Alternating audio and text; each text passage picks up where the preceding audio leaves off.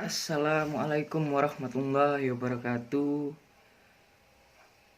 Yang terhormat seluruh Bapak Ibu Guru SMA Negeri 17 Surabaya. Hari ini saya akan mengerjakan ujian praktek bahasa Indonesia, yaitu membaca sebuah cerpen. Cerpen yang akan saya bacakan berjudul Tumbal, karya Zafira Agnia Rahman, dan berkategori cerpen horor yang lolos moderasi pada tanggal 11 Juli 2020. Dan berikut adalah isi cerpennya. Pada suatu hari, di tengah siang yang panas, aku sedang menempuh perjalanan ke daerah terpencil di pedesaan memakai mobil dengan pakaian yang sangat bagus. Di tengah perjalanan ke desa itu, mobilku mogok di daerah yang tidak seorang pun melewati jalan itu. Hingga malam pun tiba, tetapi mobilku tak kunjung menyala. Aku sudah berusaha menelpon keluargaku di kota, tetapi di sini tidak ada sinyal sama sekali. Tiba-tiba aku mendengar suara burung hantu. Konon katanya, jika mendengar suara burung hantu di jalan sepi, kamu akan bertemu dengan sosok yang sangat menyeramkan seperti pocong dan teman-temannya. Tak lama kemudian, aku yang ketakutan mencoba membenarkan mobilku sendiri. Sebenarnya aku sedikit tahu tentang mesin mobil. Dengan penuh rasa takut dan bayang-bayang pocong dan teman-temannya, mobil yang mogok itu pun akhirnya menyala. Karena terlalu lelah, aku pun tertidur di dalam mobil.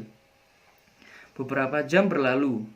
Aku terbangun karena mendengar suara yang mengetuk kaca mobilku dari arah belakang. Lalu aku menengok ke arah belakang untuk melihat apakah ada sesuatu di sana. Saat pandanganku kembali ke depan, tiba-tiba terdapat seorang nenek-nenek yang sedang menyeberangi jalan. Karena aku kasihan dengan nenek itu, aku pun memanggil nenek itu dan menyuruhnya masuk ke dalam mobil. Lalu aku bertanya, "Nenek, rumahnya di mana?" Nenek itu terdiam saja saat kutanya, tetapi tangannya menunjukkan arah jalannya. Aku terus saja lurus, lalu belok kiri, lalu belok kanan, dan setelah perjalanan yang agak lama, aku bingung mengapa jauh sekali rumahnya. Padahal sebelum belokan ke kiri pertama, aku melihat ada beberapa rumah kecil. Mungkin isinya hanya 5 kepala keluarga. Aku pun bertanya lagi kepada nenek, "Nek, sudah sampai belum? Rumah nenek jauh sekali ya." Lalu nenek itu menjawab, "Sudah dekat. Kamu maju saja sedikit lagi. Di sanalah rumah saya." Hihihihihihihi. Aku kaget, tiba-tiba si nenek mengeluarkan suara kuntilanak yang menyeramkan. Karena takut, aku pun membawa mobilku sambil menghadap ke depan dan tidak sama sekali menengok ke arah nenek. Setelah sampai di tempat yang dibilang si nenek, lalu aku bilang, "Kita sudah sampai, Nek."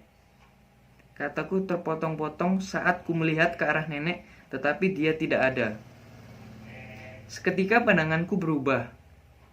Tempat yang tadinya kulihat adalah rumah si nenek menjadi kuburan yang sangat gelap sekali. Dan aku yang berada di dalam mobilku seperti mencium aroma bunga melati yang sangat kuat.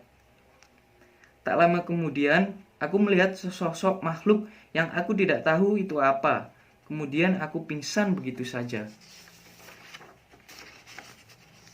Saat aku bangun dari pingsan, ternyata aku berada di sebuah rumah kecil dengan lampu kuning remang-remang. Tiba-tiba ada seorang ibu yang menghampiri tempatku terbangun. Lalu ibu itu bertanya, "Dek, apakah kamu sudah sadar? Bolehkah ibu bertanya mengapa kamu semalam ada di kuburan itu? Apakah kamu tidak tahu bahwa itu adalah tempat terlarang? Untuk masuk situ, kamu tidak boleh memakai kendaraan. Jika kamu ke sana membawa kendaraan, maka kendaraanmu pasti ditumpangi dengan makhluk gaib yang ada di kuburan sana. Lalu aku pun menjawab, "Aku tidak tahu, semalam ada seorang nenek yang sedang menyeberangi jalan. Aku kasihan dengannya. Lalu aku menyuruhnya masuk dan kubilang kalau aku akan mengantar ke rumahnya." Si ibu yang mendengar jawabanku pun terlihat bingung dan kaget. Katanya, "Bagaimana bisa seorang wanita sepertiku berani sekali menumpangi orang yang tidak dikenal?" Kata ibu, di desa itu tidak boleh sembarangan berbicara dengan orang asing atau apapun. Tiba-tiba saja, si ibu menangis sambil memelukku. Lalu aku bertanya, "Ada apa, Bu? Kenapa ibu menangis?" Lalu ibu menjawab, "Aku baru saja teringat dengan anakku. Ia meninggal karena mendapat pengalaman sepertimu. Saat malam hari, ia mengendarai motor dan bertemu dengan nenek-nenek tersebut. Ia memberikan tumpangan kepadanya. Sampai tiba saatnya di kuburan terlarang itu, tiba-tiba saja motornya masuk ke liang kubur dan ia dikubur hidup-hidup oleh makhluk gaib di sana. Suamiku dan aku langsung saja mendatangi kuburan terlarang itu. Lalu makhluk gaib itu mendatangi kami dan bilang, 'Jika kamu ingin anakmu kembali, maka bayarlah dengan nyawamu sendiri atau keluarga.' Dan aku yang sedih, bingung, dan takut mendengarnya langsung memotong pembicaraan, lalu aku duduk terdiam, mematung tanpa suara. Siangnya, aku pun bersiap untuk pulang ke rumah, karena jika aku pulang sore, takut tersesat dan juga takut mobilku akan mogok lagi. Di perjalanan, aku masih memikirkan apa yang diceritakan oleh ibu itu kepadaku. Sebenarnya aku penasaran dengan lanjutannya, tapi aku tak kuasa mendengar apa yang akan terjadi selanjutnya. Saat di perjalanan, tiba-tiba orang tuaku menelpon dan bertanya apakah aku baik-baik saja. Aku yang bingung dan merasa aneh, kenapa tiba-tiba orang tuaku menelpon hanya menjawab bahwa aku baik-baik saja. Dan tiba-tiba orang tuaku menangis sangat kencang. Lalu aku mendengar suara yang sangat mirip dengan nenek-nenek yang kutolong tersebut. Aku langsung saja berteriak, "Mau apa nenek di sana?" Lalu nenek itu menjawab, "Jangan pulang ke rumah atau orang tuamu akan mati." Dan tiba-tiba teleponnya terputus. Aku pun langsung mempercepat laju kendaraanku. Semua yang menghalangiku langsung kuhantam sampai-sampai hampir ada seorang anak kecil yang tertabrak. Saat sudah di dekat rumah, aku langsung keluar dari mobil dan berlari masuk ke rumah dan mendobrak pintu yang ada di depan rumah dengan sangat kencang, sampai seluruh tubuhku sakit semua. Dengan tubuh yang lemah, aku langsung terjatuh dan pingsan. Aku terbangun dan langsung menengok ke atas atap karena merasa seperti ada air yang jatuh di atas dahiku. Dan ternyata ada 2 orang mati yang digantung dan pergelangan tangannya mengucur darah seperti terkena silet. Ternyata itu adalah kedua orang tuaku.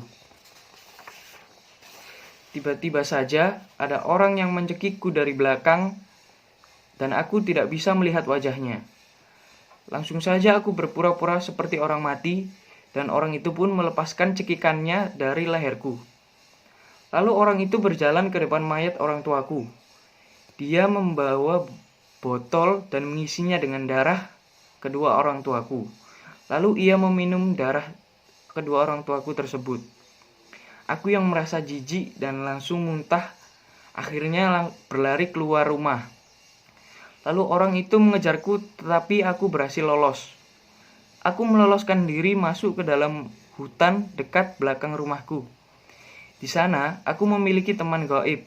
Ia adalah sesosok kuntilanak yang baik. Wajahnya seperti orang Belanda dengan rambut sepundak. Ada darah di dekat matanya dan ada sedikit bercak darah di balik badannya. Aku bertanya kepadanya, apa alasan makhluk aneh dan orang itu membunuh orang tuaku? Lalu ia menjawab dengan nada seram, "Kamu sudah mengganggu kaumku di pedesaan kecil itu, maka kamu harus membayarnya dengan nyawa. Saat itu kamu diselamatkan oleh manusia lain, maka dari itu kaum kami menggantinya dengan kedua orang tuamu." Karena bingung harus berbuat apa, aku pergi menemui orang yang mengejarku dan bilang, "Kenapa harus orang tuaku? Bunuh saja aku sedari awal, dasar kalian bodoh."